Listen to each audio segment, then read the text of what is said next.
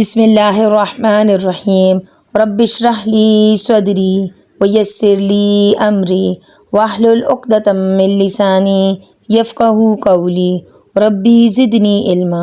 رمضان المبارک میں ایک عظیم الشان نعمت اور بڑی بھاری دولت لیلۃ القدر کا ہونا ہے، جس کی وجہ سے رمضان المبارک کی عظمت اور برکت میں اور بھی چار چاند لگ گئے ہیں اور اس کی شان دوبالا ہو گئی ہے۔ اس رات کی فضیلت میں یہی بات کچھ کم نہیں تھی کہ اس کی فضیلت کے بیان کے لیے قرآن پاک میں ایک پوری سورۃ القدر کے نام سے نازل ہو چکی ہے، جس میں بیان فرمایا گیا ہے کہ اس رات میں عبادت کرنا 1000 مہینے کی عبادت سے افضل اور بہتر ہے۔ جتنا ثواب 1000 مہینوں کی عبادت سے ملتا ہے، اس سے کہیں زیادہ ثواب صرف اس ایک رات کی عبادت میں ملتا ہے، اور اس سے زیادہ ثواب کی کوئی بھی حد بیان نہیں فرمائی گئی۔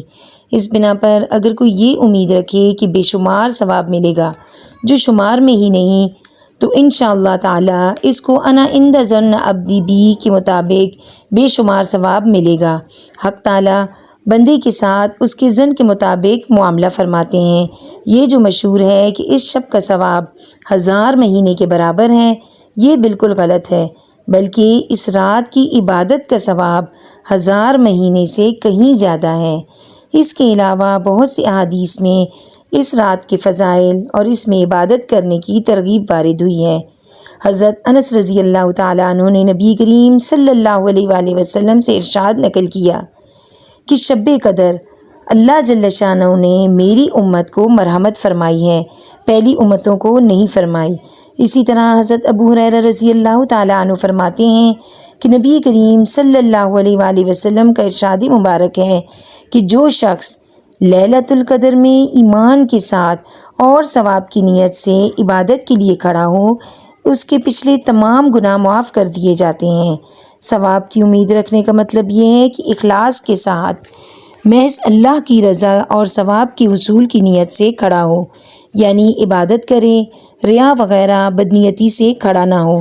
کھڑا ہونے کا مطلب یہ ہے کہ نماز پڑھے، اور اسی حکم میں ہے کہ کسی اور عبادت یعنی تلاوت قرآن پاک اور ذکر وغیرہ میں مشغول ہونا۔ حضرت عائشہ صدیقہ رضی اللہ تعالی عنہا نبی پاک صلی اللہ علیہ وآلہ وسلم کا ارشاد مبارک نقل فرماتی ہیں کہ لیلۃ القدر کو رمضان کے آخری عشرے کی طاق راتوں میں تلاش کرو۔ رہی یہ بات کہ ان راتوں میں کون سی عبادت کرنا زیادہ بہتر ہے، سو سب سے زیادہ بہتر اس رات میں نفل پڑھنا ہے، کیونکہ ان راتوں میں قیام کی افضلیت آئی ہے، اور قیام نفلوں میں ہوتا ہے۔ اگر کچھ حصہ رات کا تلاوت قرآن پاک اور ذکر اللہ میں گزار دے تو اور بھی زیادہ بہتر ہے۔ حضرت عائشہ صدیقہ رضی اللہ تعالی عنہا نے نبی پاک صلی اللہ علیہ وآلہ وسلم سے پوچھا کہ یا رسول اللہ صلی اللہ علیہ وآلہ وسلم، اگر مجھے شب قدر کا پتہ چل جائے تو میں کیا دعا مانگوں؟ نبی پاک صلی اللہ علیہ وآلہ وسلم نے یہ دعا پڑھنے کے لیے فرمایا، اللہم انک عفو تحب العفو فاعف عنی۔